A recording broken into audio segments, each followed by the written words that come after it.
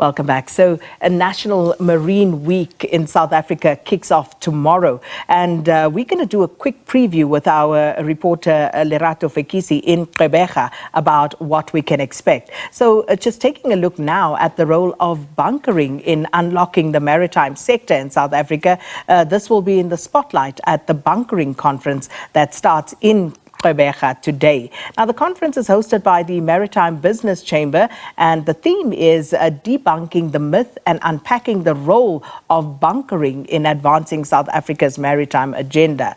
And the conference will also focus on the economic benefits as well as the challenges faced by the sector regarding tax matters and the moratorium in place at Algoa Bay, as there are fears that it might affect the penguins in the area. So for more on this story, we cross now to our reporter Lerato Fekisi. She's in Gqeberha, and she, of course, will tell us more with her guest there with her. Lerato, good to have you with us this morning, and it's over to you. Good morning to you, Sakina. So first, just to clarify what bunkering is, I remember hearing the first word of bunkering 2 years ago, and I was like, what is bunkering? So just for the viewers, bunkering is a transfer of fuel from one ship to the other, and the conference, which starts today, is going to focus on ways in which the environmentalists and the Maritime Business Chamber can try and find a common ground. You remember, Sakina, for a long time, environmentalists have been saying that their fears regarding bunkering is that it does affect the marine life, in particular the penguins.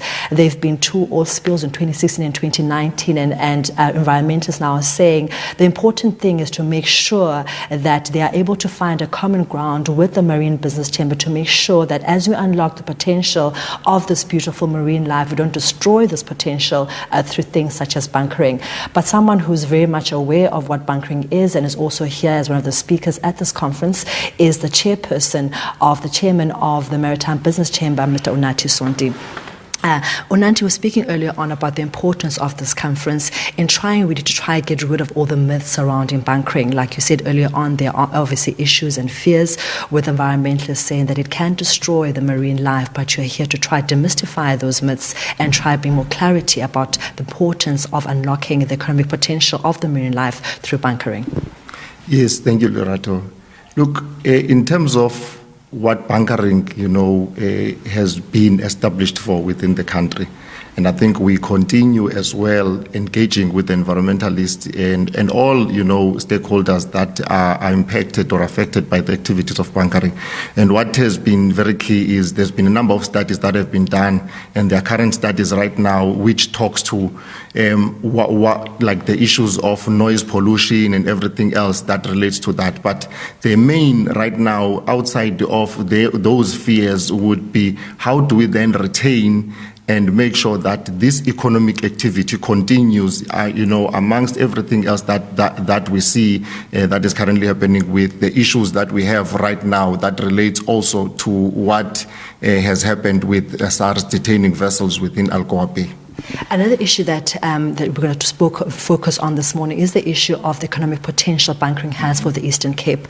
Just in terms of the value chain now, when you speak of those who can benefit from bunkering, does this benefit also trickle down to people at grassroots level, such as SMMEs? Are they able to tap in to the benefits of bunkering?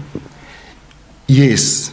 There are economic benefits within the value chain of bunkering. Look, outside of the big vessels that do the transfer of ship to ship, transfers of the fuel, there are also other activities that begins then to take place. And you must know the value chain within that, there are also,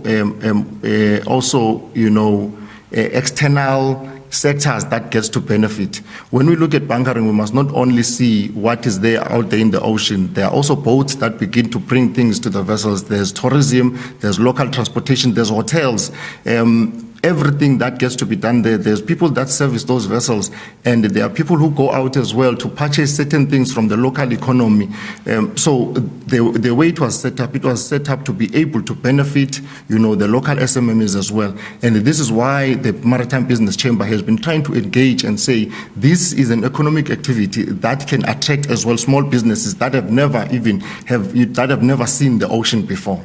And then lastly, obviously, the important thing is also trying to make sure that the environmentalists are put at ease, because their concern obviously are these precious jewels, the penguins, and I guess the importance of this conference to also make sure that you find a common ground with them as well. Yes, definitely. As I've alluded, that there are a number of platforms where we sit with the environmental. We have got what is called the Environmental Working Group, where we address, quite a number of issues that relates to that. And I think what we then seek to do today, because today is a meeting of the industry, and we want to engage more about the economic benefit of bunkering within the South African economy, and how do we then unlock it, and how do we make sure that all relevant stakeholders also be part of this.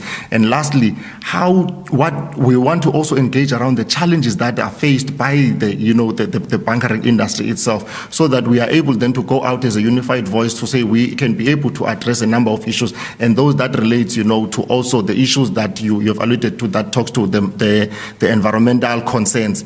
But what is very key is that can never happen when we are not engaging, and the purpose of today is for us to engage, and then we are able to chant a way forward that would really show the benefit of this industry into the fiscus of this country. Well, that was the chairman of the Business Chamber, Unathi Sonti, speaking about the importance of this conference, saying it's going to find common ground with environmentalists, and also saying that no change can come unless these two parties engage. For now, let's go back to you in studio.